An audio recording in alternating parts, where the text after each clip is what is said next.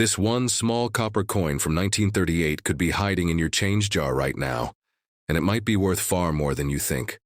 Uncover the untold secrets and surprising value of the 1938 wheat penny right here on Old Quarters Dollar Value Coins.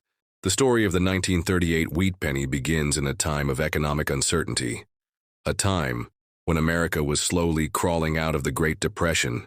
President Franklin Delano Roosevelt was leading the country through New Deal programs, and families across the United States were still struggling to make ends meet in this backdrop of hardship and hope. The United States Mint continued its operations, and among the many coins struck that year, one copper coin has captured the interest of collectors, historians, and treasure hunters alike. The 1938 wheat penny, also known as the Lincoln cent, is not just a monetary artifact. It is a piece of American legacy embedded in the daily lives of millions. At the time, the obverse or front of the coin features the profile of President Abraham Lincoln, designed by Victor David Brenner, whose initials can be found at the base of Lincoln's shoulder. The reverse shows two wheat stalks bordering the words 1 cent and United States of America, hence the popular name wheat penny. The coin symbolizes a nation rooted in agriculture, growth, and determination. The composition of the 1938 wheat penny is primarily copper, 95%, with the remainder being tin and zinc. This specific alloy gives it its distinctive reddish-brown tone when freshly minted, but over time these pennies can darken due to oxidation, circulation, and environmental exposure. Now let us explore the mintage details. The Philadelphia Mint struck the highest number of 1938 wheat pennies, with a total of 156,835,000 coins. These bear no mint mark. Then the Denver Mint contributed a smaller batch of 20 million, and the San Francisco Mint added an even smaller number, around 15 million. This difference in production quantity is crucial because it affects the rarity and ultimately the value of each coin. The San Francisco Mint coins, for example, tend to be more desirable among collectors due to their lower availability and the presence of the S mint mark just below the date on the obverse side. Collectors often differentiate these coins not just by mint mark, but by condition or grade. Numismatics use a standardized grading system ranging from poor to mint state, with many levels in between, including good, very good, fine, very fine, extremely fine, about uncirculated, and then the mint state category that includes MS60 to MS70. A 1938 wheat penny found in circulated condition may only be worth a few cents to a few dollars. However, a coin in mint state condition, particularly those graded MS65 or higher, can fetch significant premiums on the collector market. Let us dive deeper into the production process at the mint. Each 1938 wheat penny began as a blank copper disc known as a plancher, which was then fed into a coining press. The dies struck the design onto the plancher under enormous pressure, creating the raised images and lettering. If the dies were misaligned, or if the plancher had any flaws, the result was an error coin. And that brings us to a very intriguing part of the wheat penny story. Error coins are often highly prized by collectors because they are rare examples of mistakes that slipped through quality control in the case of the 1938 wheat penny. There are several notable errors that have attracted attention. One such error is the doubled die, in which a coin appears to have duplicate images or lettering due to a misalignment during the die hubbing process. Another is the off-center strike, where the design is not properly aligned on the coin surface, making part of it blank. These errors can increase the coin value exponentially, depending on severity and visibility. In one famous auction, a 1938 wheat penny with a strong double die obverse sold for several $100s because of its clarity and rarity beyond its collectible appeal. The 1938 wheat penny is also a window into American society. During the late 30s, it was a time of transition. The New Deal was reshaping public infrastructure. Programs like Social Security were taking hold, and industries were beginning to pick up steam again. As war clouds gathered in Europe, America was still trying to focus inward, with coins like the wheat penny facilitating everyday transactions, from a loaf of bread to a daily newspaper to a bottle of milk. each of which could have been bought with just a few of these pennies at the time.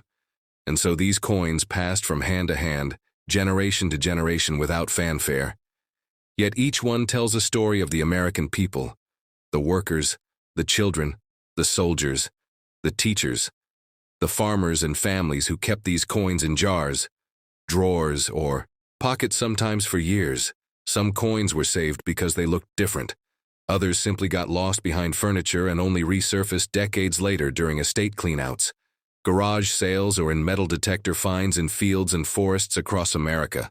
Today, many 1938 wheat pennies still exist and are found in circulation, although less frequently. As they continue to age, collectors and coin dealers emphasize the importance of identifying high-grade examples, particularly those with full red luster. These are graded as red-brown or full red depending on how much original mint color remains. Red pennies are the most sought-after, brown ones being the most common, as oxidation dulls the original surface. The market for 1938. Wheat pennies fluctuates based on condition, demand, and rarity.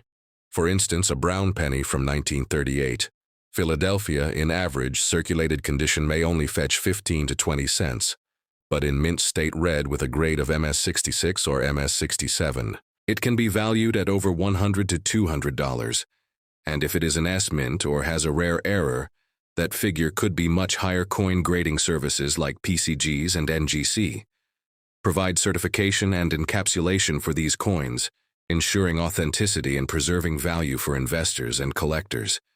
Serious collectors often look for certified examples with high eye appeal, strong strike, and minimal surface marks, as the coin community continues to grow, with new generations discovering coin collecting through social media auctions and educational videos.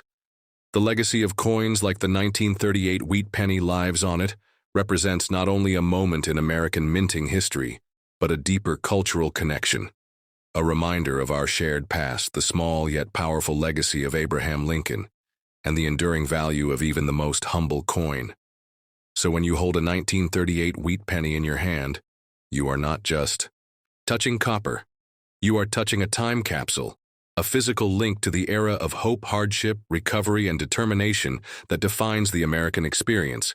And whether you are a beginner looking through spare change or a seasoned collector hunting for that perfect MS67 red 1938 S wheat penny, this little coin remains a big story in American history, and its value, both sentimental and monetary, continues to grow with every passing year. This 1957 wheat penny looks ordinary, but it could make you rich. Here's why you should never ignore it. The 1957 wheat penny is more than just a piece of copper. It is a silent witness to the past, a small round coin that carries the legacy of the United States Mint and the culture of mid-20th century America. Its journey begins in the Philadelphia and Denver mints, where millions were struck. Yet among these millions, there are those few whose value defies expectations and whose history deserves a place in every collector's heart and mind.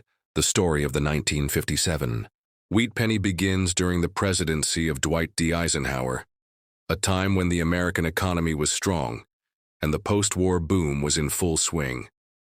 The penny bore the iconic wheat ears reverse, designed by Victor David Brenner, and the obverse, showing a right-facing profile of Abraham Lincoln. That design, unchanged since 1909, stood as a symbol of honor, tradition, and resilience. Brenner's initials VDB, which had once caused controversy when first placed prominently on the 1909 edition, had long since become accepted and were included modestly on the coin's reverse below Lincoln's shoulder. By 1957, the wheat penny was nearing the end of its long run, as the reverse would soon be replaced in 1959 by the Lincoln Memorial Cent marking Lincoln's 150th birthday, making 1957 one of the last years the wheat design was struck. This gives the 1957 penny added nostalgic and historical appeal among numismatists. The Philadelphia Mint produced over 282 million coins, while the Denver Mint struck over 1 billion pennies bearing the small D mint mark below the date. Despite the high mintage, the 1957 D wheat penny has varieties and errors that elevate some examples to rare collector status. Collectors look for double dies, repunched mint marks, off-center strikes in coins struck on wrong planchets. One of the most famous varieties of the 1957 D wheat penny is the repunched mint mark, or RPM, where the D was struck twice, often in slightly different positions, creating a shadow-like doubling effect. These errors happened during the punching of the mint mark into the die, which in 1957 was still a manual process. Each repunched mark is unique and valued by era coin collectors. Another valuable error includes the 1957 wheat penny struck on a silver dime planchet instead of a copper alloy blank. These off-metal errors includes the 1957 wheat penny struck on a silver dime planchet instead of a copper alloy blank. These off-metal errors are extremely rare and can fetch hundreds or even thousands of dollars depending on condition and authentication. An off-center strike is another known error where the coin design is not perfectly aligned with the planchet edge, causing part of the design to be missing while still being legal tender. These mistakes can drastically increase value, especially if the date is visible. Coin condition plays a critical role in determining the value of any wheat penny. Circulated coins with wear and scratches may be worth only a few cents or $1, but coins in mint state graded by services like PCGS or NGC as MS65 or higher can bring far more, particularly if they have strong red coloration indicating that the original copper luster has not faded over time. In particular, red designation is one of the top 3 color designations used for copper coins, with red being the most desirable, followed by red, brown, and brown. A 1957 D wheat penny in MS67 red can sell for hundreds of dollars at auction, especially if the coin is free of contact marks and has strong eye appeal for investors and collectors. Understanding the grading system is essential. PCGS, the Professional Coin Grading Service, and NGC, the Numismatic Guarantee Corporation, provide consistent standards that influence coin values worldwide. The Sheldon scale, ranging from 1 to 70, is the basis for grading, where 70 denotes a perfect, flawless coin. Even among high mint state grades, small differences can result in significant jumps in market value. For example, an MS66 red coin may be worth $25, while an MS67 red can bring $200 or more, and an MS68 red can command over $1,000.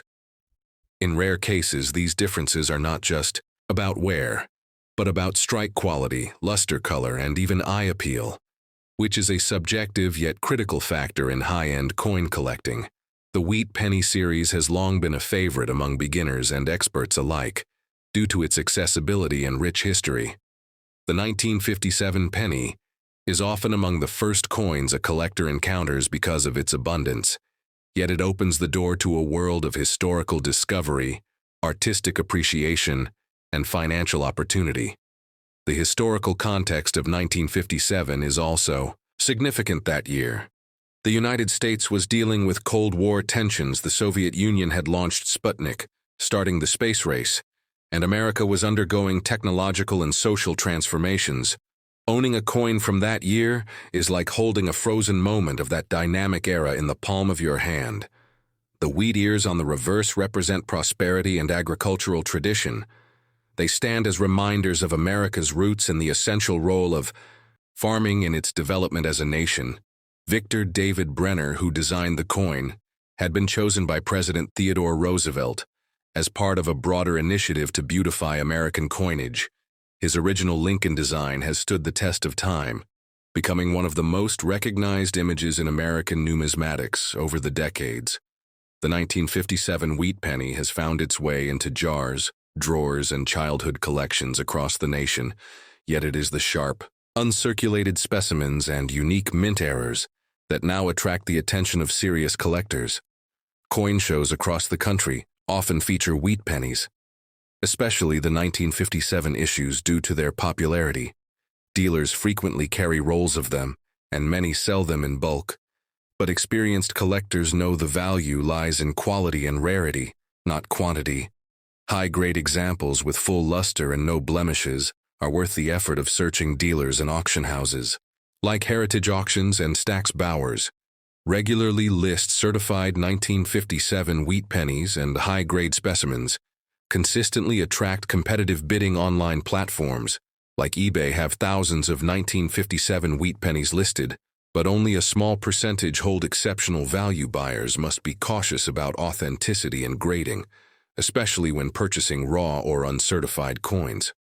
A professional third-party grading is often the only way to confirm that a coin is truly what it claims to be. The fascination with the 1957 wheat penny is not just about money.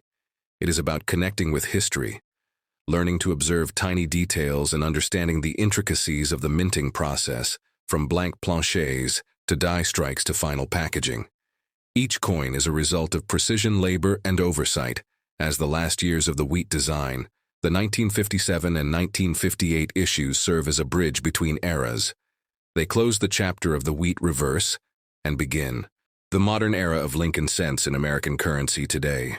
Schools, museums, and historical institutions use wheat pennies to teach children about history, economics, and numismatics, even after more than 6 decades in circulation and collection. The 1957 wheat penny remains a beloved artifact, a doorway to the past and a hidden treasure in pockets and penny rolls across the country.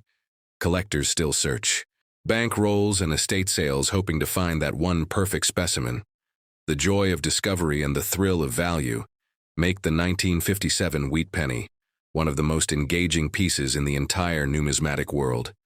Its story is timeless, its value ever-changing, and its presence a testament to the enduring power of American coinage. What if I told you a 1973 half-dollar could be hiding in your drawer right now, and might be worth hundreds or even thousands of dollars? Not because of its silver, but because of minting secrets, collector demand, and hidden varieties. This is the story of how one simple coin became a piece of American treasure history. The year is 1973. The United States of America is undergoing massive social and economic change. The Vietnam War is winding down, the Watergate scandal is exploding across headlines, and inflation is beginning to rise through the American economy. But in the midst of these historical waves, the United States Mint continues its steady production of coinage.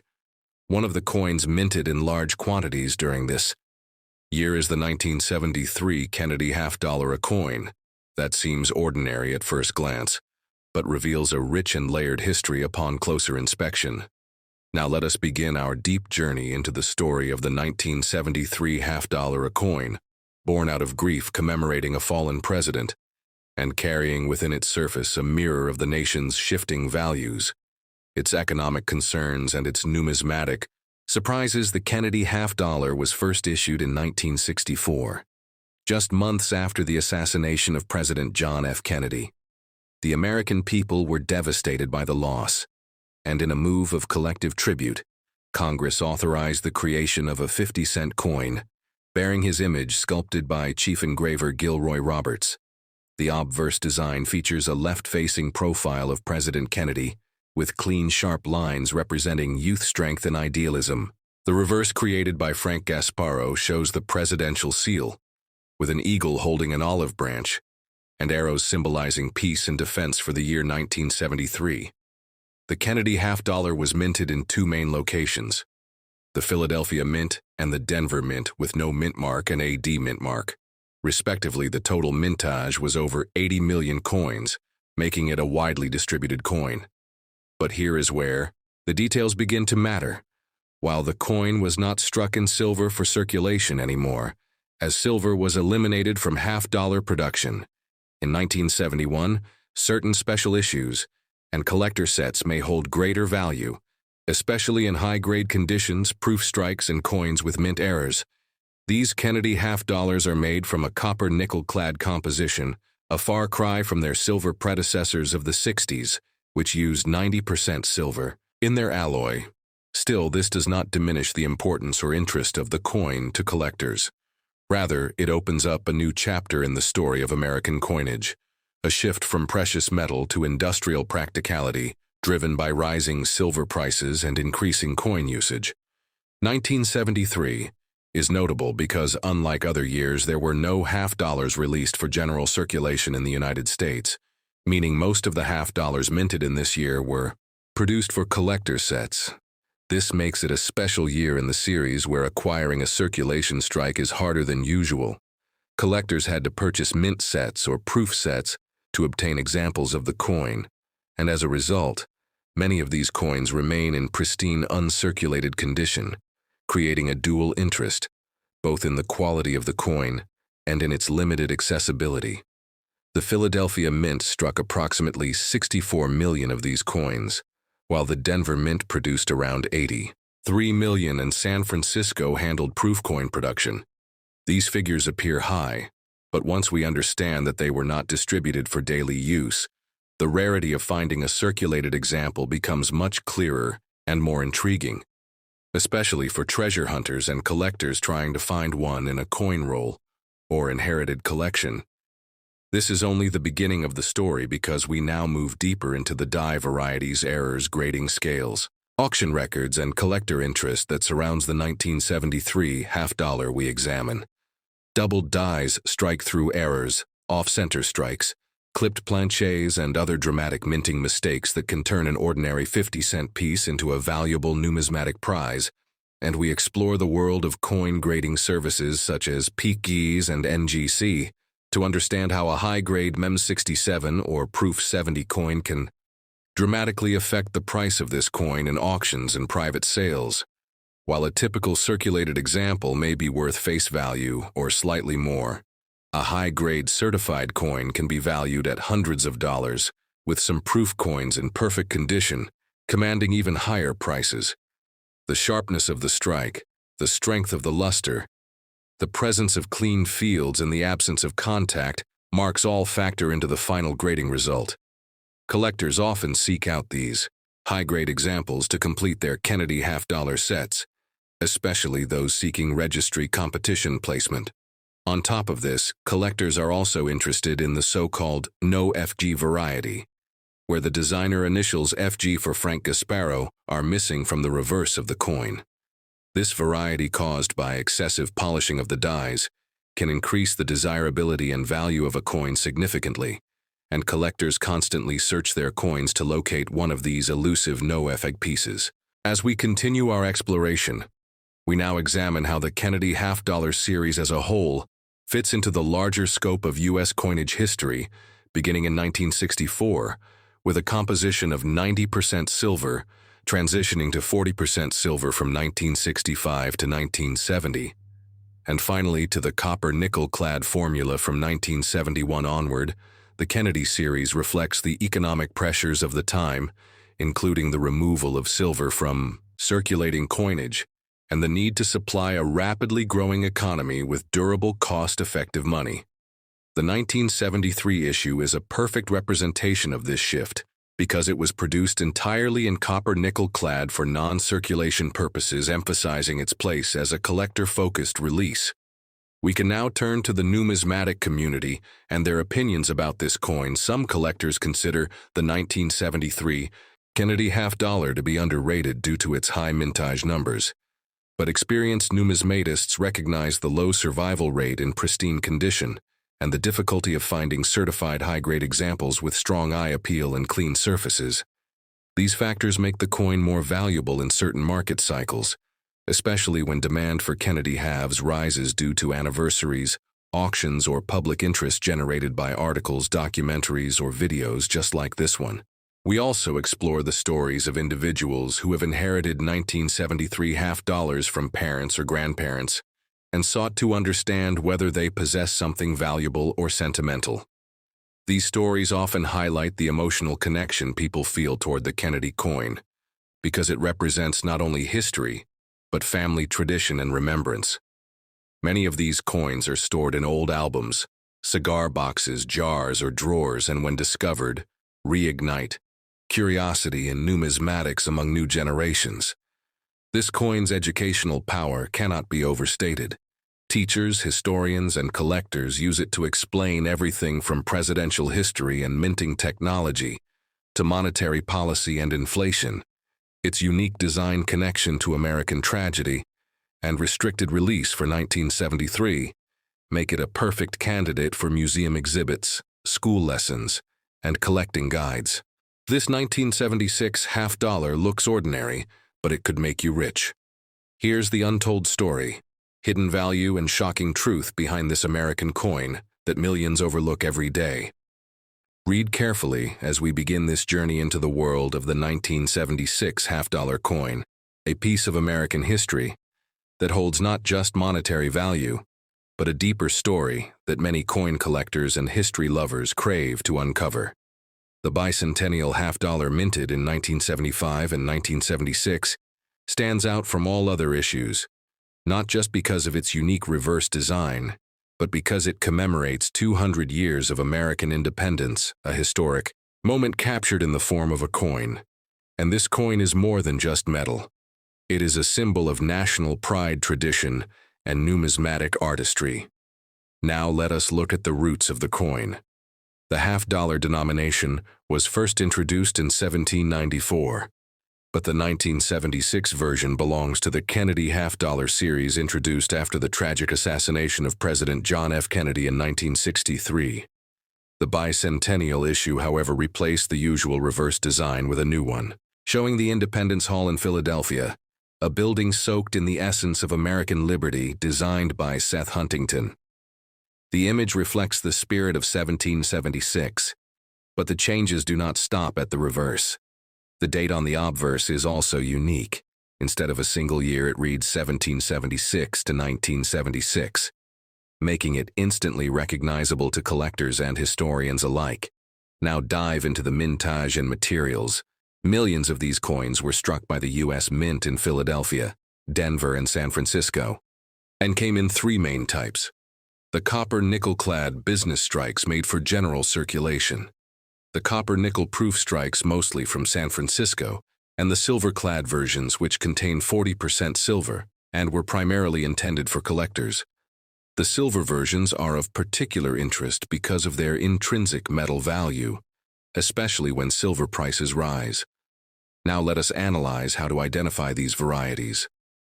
Look at the edge and weight. Copper nickel-clad coins usually weigh around 11.34 grams, while the 40% silver coins are slightly heavier, and their edges may show less copper color. Spotting a silver-clad coin can often mean you are holding a higher value item in your hands. Many people ignore the coin thinking it is ordinary pocket change, but the silver-clad version and some rare errors are worth significantly more than face value. Speaking of errors, the 1976 half-dollar has had its share of minting mistakes, including double dies, off-center strikes, missing clad layers, and planche errors. Some of these rare errors have sold for hundreds or even thousands of dollars at auction and continue to be highly sought after by collectors. The value of the 1976 half-dollar depends heavily on its type, condition, mint mark, and whether it has any rare errors circulated. Copper-nickel versions are generally worth face value, but high-grade examples can fetch anywhere between $5 to $20, and silver-clad coins, especially those graded MS67 or higher, can range from $25 to several $100s in pristine proof. Deep cameo condition. Some rare varieties like the 1976 no mint mark silver proof or deep cameo designated coins can reach four-figure values. The real question is how to identify and store such coins properly if you are a beginner in coin collecting. Always start with a magnifying glass, a digital scale, and a coin reference guide or grading book. Coins should be stored in acid-free holders and handled with gloves to preserve their condition. Environmental exposure. Even slight touching can lead to tone changes, scratches, and loss of value over time. Let us also look at how the public received the 1976 half-dollar during its release. Americans were deeply involved in the spirit of the bicentennial with celebrations, parades, and renewed patriotic pride. The Mint decided to produce special bicentennial designs, not just for the half-dollar but also for the quarter and the dollar. The unique trio of coins with special designs created an excitement among the public, and many hoarded these coins as souvenirs.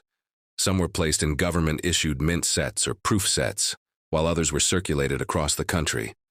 What makes the 1976 half-dollar coin truly interesting is its cultural significance. Unlike modern issues that come and go, the bicentennial half-dollar is a time capsule. It reminds us of the historical unity and pride that the United States felt during the celebration of its 200th birthday. Now explore some auction records and surprising facts. A 1976 S silver proof, graded by PCGs as PR's 70D cam, once sold for over $2,000 because of its flawless mirror-like surface and perfect strike. Similarly, some off-center or misprinted versions of the coin fetched high bids from collectors. Worldwide auction houses like Heritage Auctions and Stack's Bowers have seen growing demand for premium examples of the coin, reflecting the continued interest in bicentennial issues. What most people do not realize is that coins like the 1976 half-dollar are not just numismatic treasures. They are economic and emotional connections to the past. Holding a coin minted during a major milestone in American history allows people to connect physically to the events that shaped their nation. The coin becomes a storytelling device, an educational tool, and a collector item all at once. As a collector or enthusiast, you should always check your change regularly, because you never know if a 40% silver coin or a rare error is sitting unnoticed in your collection or pocket. The coins can come from inherited jars, flea markets, estate sales, or simply old rolls from the bank. The thrill of the hunt drives many collectors to keep searching, to keep learning, and to keep preserving history. Through coins looking deeper at the production. The Philadelphia Mint did not put mint marks on its coins at that time, so a coin without a mint mark is from Philly. The Denver Mint coins carry the D mark, while San Francisco Mint coins, especially proofs, carry the S mark. Each of these has its own rarity scale depending on the coin type and condition, and knowing the differences between these marks helps in identifying value. And type some coin rolls sold directly by the U.S. Mint during 1975 and 1976 included special bicentennial coins that were never intended for general circulation. These uncirculated and proof rolls remain highly collectible today, especially when still in their original government packaging. Now talk about grading. The higher the grade, the more valuable the coin. Grades like MS60 to MS70 are assigned based on surface condition, luster strike, and overall eye appeal. Coins that are uncirculated and still show their original shine can command high prices, especially when slabbed and certified by professional grading services such as PCGs or NGC. Coin collectors often chase coins in high mint state grades or deep cameo proof grades, because these are the examples that represent the best of the minting process and are the most prized in serious collections. You can still find raw examples in old coin collections, so it pays to know what to look for when identifying a valuable 1976 half-dollar. Do not overlook the edge pattern, the weight, the feel of the coin, or small irregularities, as these clues could lead you to discover an error or variety worth a small fortune. Collecting coins is not just about investment. It is about passion, heritage, and preserving history with every coin. They said it was just pocket change, but hidden in the 1971 half-dollar is a story of American pride, rare errors, Cold War silver secrets, and forgotten millions. This isn't just a coin, it's a time capsule waiting to explode in value and history. The 1971 half-dollar coin is a piece of American currency that holds more value than most people realize. To understand its true worth, we must go back to the aftermath of World War II, when the United States emerged as a dominant world power. The nation entered the 1950s and 60s with economic strength, military might, and cultural influence. But the events of the 1960s, including the Vietnam War, civil rights movements, and the assassination of President John F. Kennedy, shook the nation. In 1964, to honor Kennedy's legacy, the United States Mint released the Kennedy half-dollar.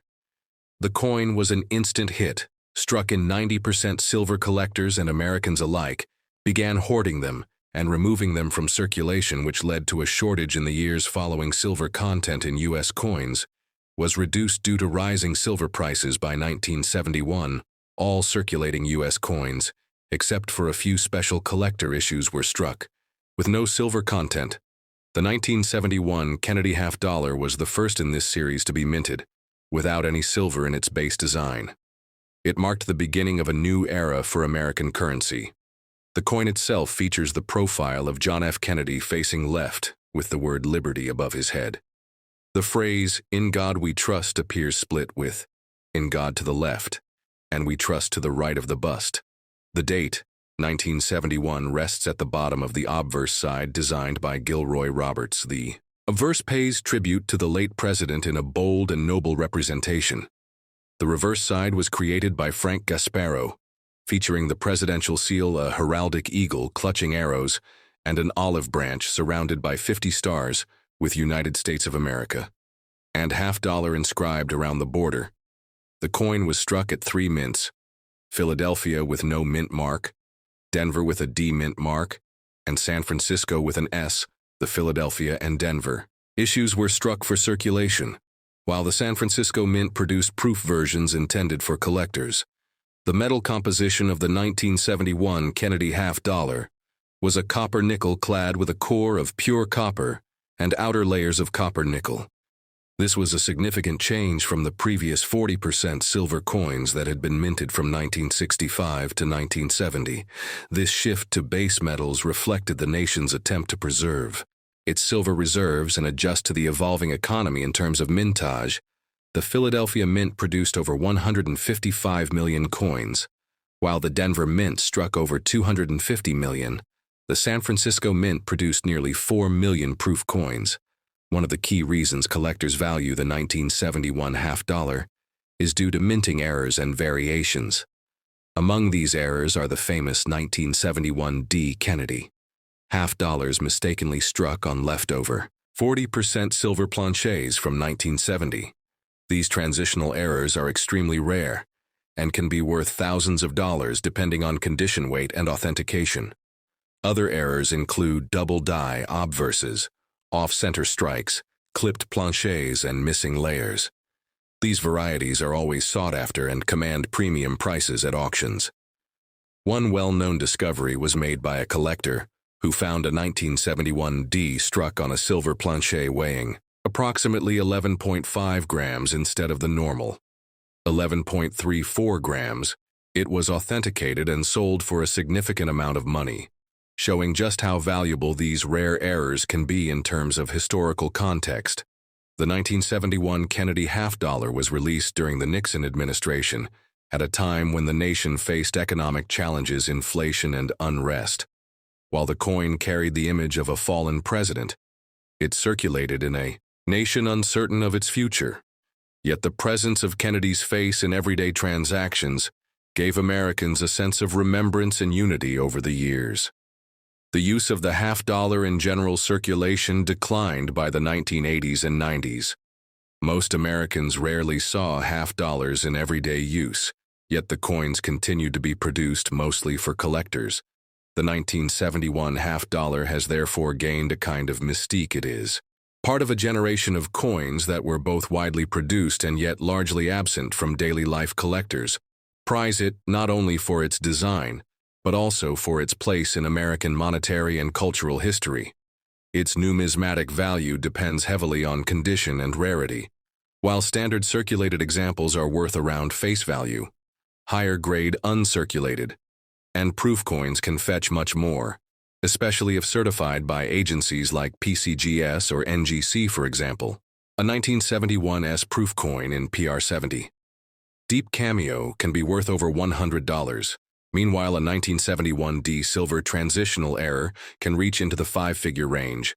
The grading scale plays a critical role in valuation. Coins are assessed on a 70-point scale, with higher numbers representing superior condition mint state coins, typically begin at MS60 and go up to MS70, with MS65 and above being considered premium uncirculated coins. Collectors often search for coins with strong strikes, minimal bag marks, and clean fields, aside from condition. The market also reacts to historical events, anniversaries, and media exposure. Coins featured in news stories, documentaries, or popular YouTube channels often spike in value due to renewed public interest. The Kennedy $50 has been minted in every year since 1964, but the 1971 edition stands at a crossroads between the silver era and modern clad coinage. It marks a pivotal transition in U.S. monetary history as inflation continued and digital payments rose. The role of physical coins like the $50 diminished, yet their collectible value grew among enthusiasts around the world.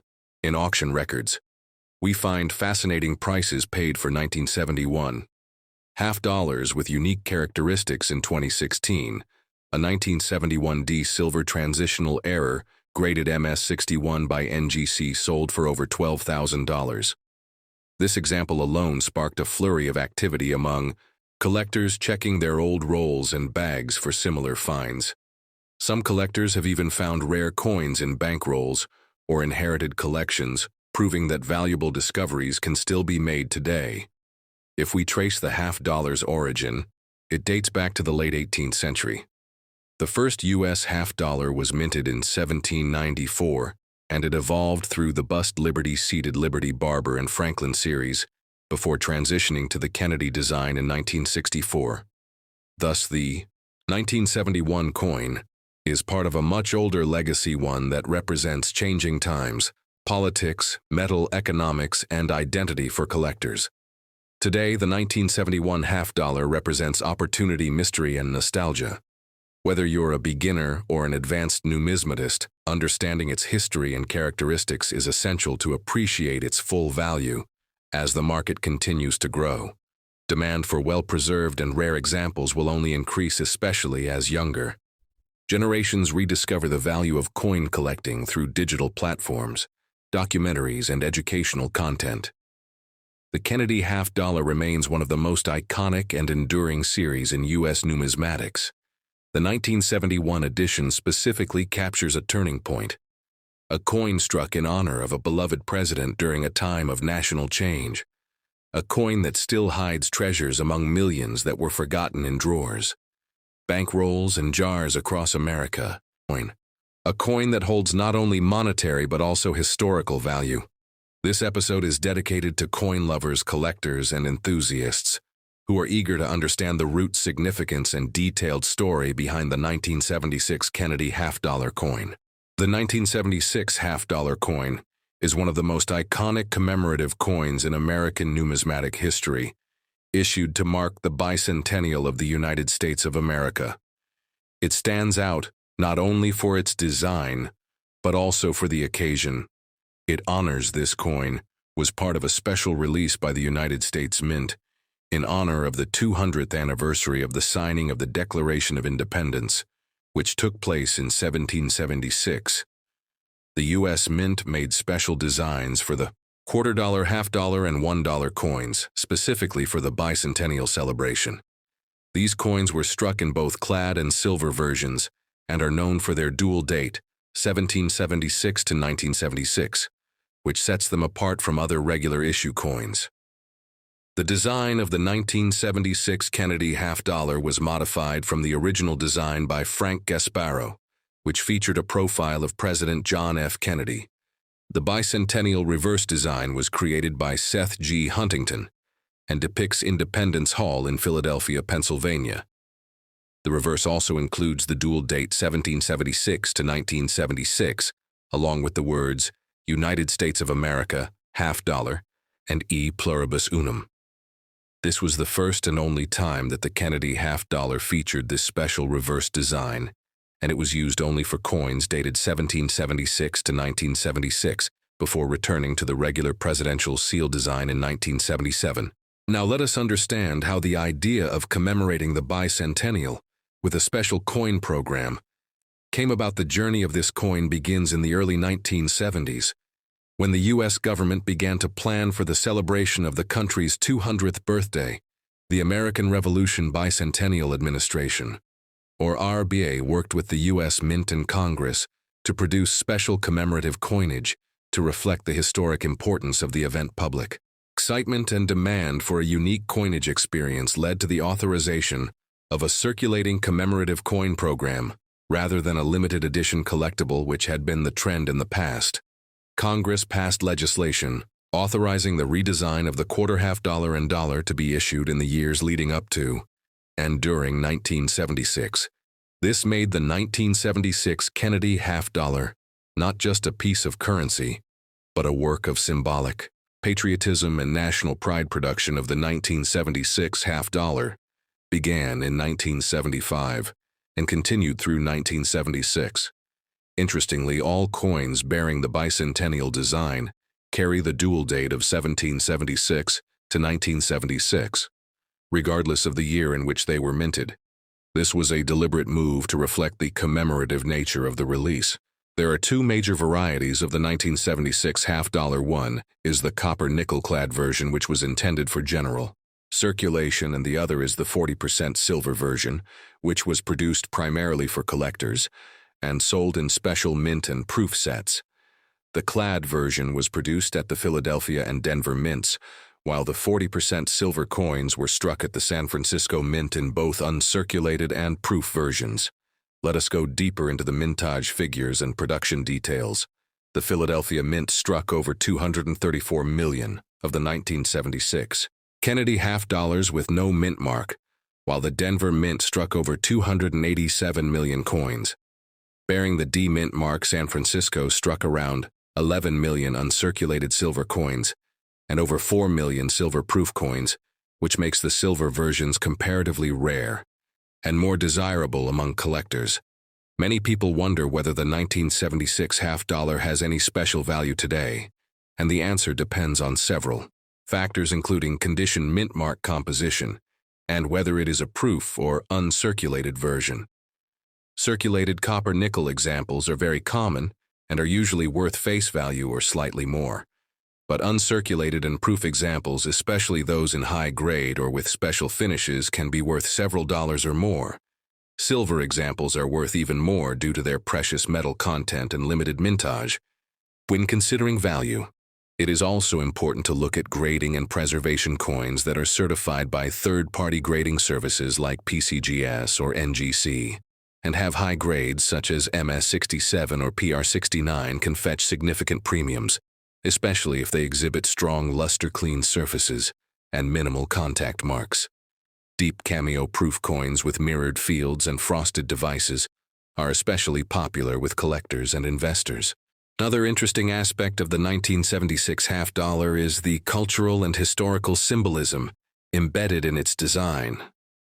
Independence Hall is not only a key American landmark, but also the very place where the Founding Fathers debated and signed the Declaration of Independence.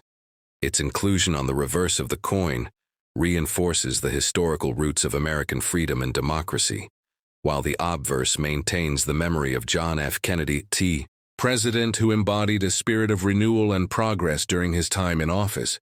The coin thus serves as a bridge between two eras, the founding of the nation and the modern era of American leadership. The dual date is a subtle yet powerful reminder of continuity, heritage, and national pride. It is a coin that tells a story not only through its metal and design, but through the era that produced it. The mid-1970s were a time of both reflection and hope, as Americans looked back on 2 centuries of growth and looked forward to the challenges of the future. From a collector's point of view, the 1976 Kennedy half-dollar holds a special place in every bicentennial set.